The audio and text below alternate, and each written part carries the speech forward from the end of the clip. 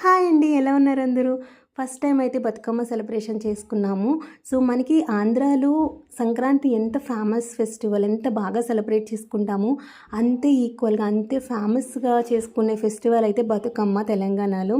So, మా అపార్ట్మెంట్‌లో మేమెలా celebrate చేసుకున్నామనేది చూసేయండి. మా డాన్సులు కూడా చూసి ఎంజాయ్ చేసేయండి.